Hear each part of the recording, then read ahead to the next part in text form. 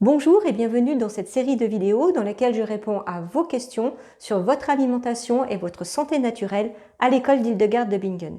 Une petite précaution avant de commencer, je ne suis pas médecin, je suis naturopathe. Mon rôle est donc de vous accompagner et de vous donner des conseils en soutien.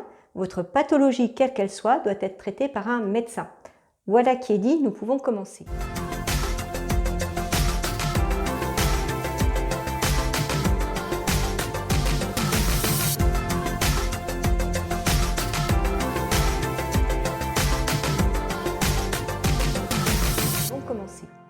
Donc aujourd'hui, je réponds à la question de Sylvie.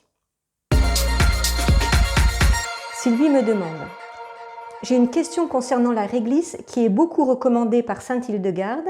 Je suis traitée pour l'hypertension et je sais que ce n'est pas recommandé. Que faire alors? Par exemple, le mélange vendu pour les lectuaires de poire en contient et je l'ai utilisé. Mais du coup, je n'ai pas osé faire le traitement avec tout le protocole. Il m'en reste encore au frigo que je consomme de temps en temps. D'abord, je remercie Sylvie d'avoir posé cette question parce que c'est une question qui revient souvent et le sujet est délicat. Avant de répondre à votre question, Sylvie, un petit conseil, si je peux me permettre. Si le protocole dont vous parlez vous a été recommandé par un naturopathe, n'hésitez pas à reprendre contact avec lui et faites-lui part de vos craintes. Cela lui permettra de réengager le dialogue avec vous, de vous expliquer les raisons de son choix. Si après ces explications, vous êtes toujours dans la crainte, le praticien pourra vous proposer une autre préparation. Par contre, si ces arguments vous ont convaincu et que vous êtes rassuré, alors vous pourrez prendre votre électuaire de poire tranquillement. Parlons maintenant de la réglisse. La réglisse est une belle plante qui est très efficace. Elle a des vertus anti-inflammatoires, elle est hépatoprotectrice, elle est expectorante, elle stimulerait la production du mucus par l'estomac et serait à ce titre utile dans les ulcères gastro-duodénaux. Elle est également légèrement laxative. Voilà pour ses principales vertus. La partie de la plante utilisée, ce sont les racines que l'on consomme le plus souvent sous forme de décoction, même s'il existe d'autres formes galéniques.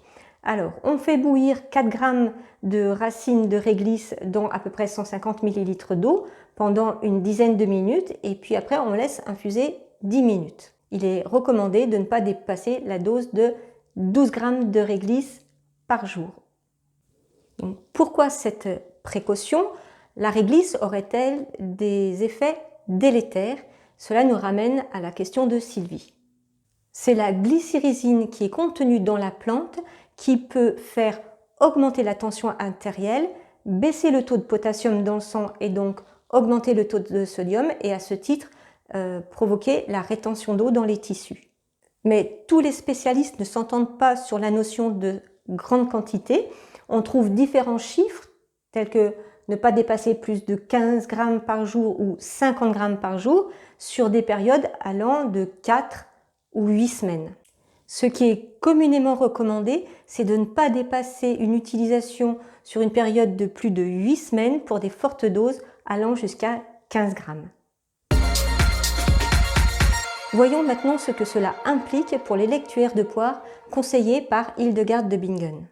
Hildegarde nous en donne la recette dans le chapitre sur le poirier, c'est au chapitre 2 du livre des arbres, et voici ce qu'elle dit juste après la recette. C'est un électuaire plus précieux que l'or, car il enlève la migraine, il diminue la toux que la poire peut provoquer et enlève toutes les humeurs qui sont dans l'homme et le purge, comme on nettoie un vase des excréments qu'il contient. L'image et les mots que Hildegarde utilise sont, je trouve, assez percutants.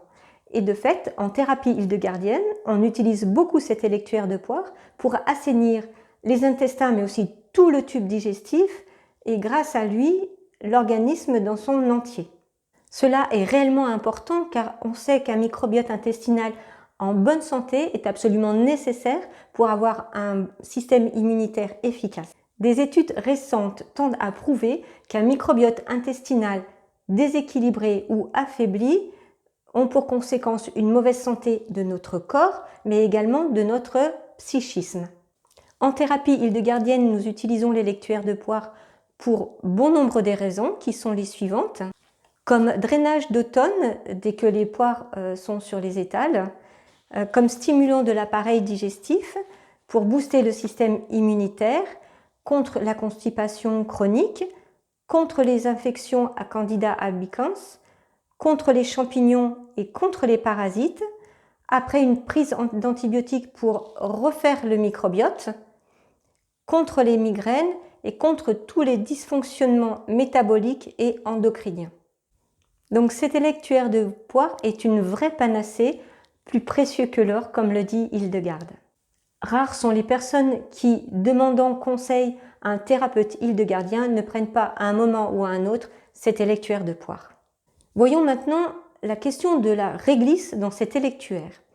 Donc, dans l'électuaire, dans la recette de l'électuaire telle qu'elle nous est donnée par le docteur Strello, il y a 22 g de réglisse pour 80 g d'autres plantes, 1,5 kg de poire, 100 à 150 g de miel.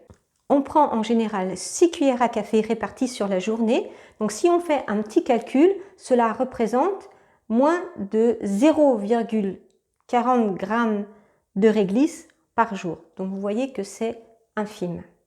Donc on voit que la prise de réglisse n'est pas importante, donc les risques sont minimes, mais ils ne sont pas nuls. Et puis aussi cela dépend si votre hypertension est à 14 ou si elle est à 18. Ça dépend également si elle est traitée ou pas. Il faut vraiment décider au cas par cas ce qu'il est possible de faire. On peut soit diminuer la quantité d'électuaire de poire que l'on prend chaque jour. On peut aussi diluer cette préparation dans un plus grand volume un plus grand poids de poire. C'est à discuter avec votre thérapeute. Mais aussi, on peut carrément choisir un autre draineur, un autre protocole.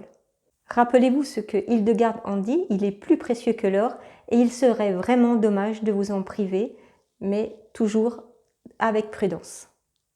Vous aussi, comme Sylvie, n'hésitez pas à me laisser votre question sur votre alimentation et votre santé naturelle à l'école d'Hildegarde en commentaire et je répondrai dans une prochaine vidéo. N'oubliez pas de vous abonner à la chaîne pour recevoir une notification quand la vidéo paraîtra. Avant de partir, laissez votre petit pouce bleu, ça me fera plaisir et cela m'encourage. Et je vous dis à demain.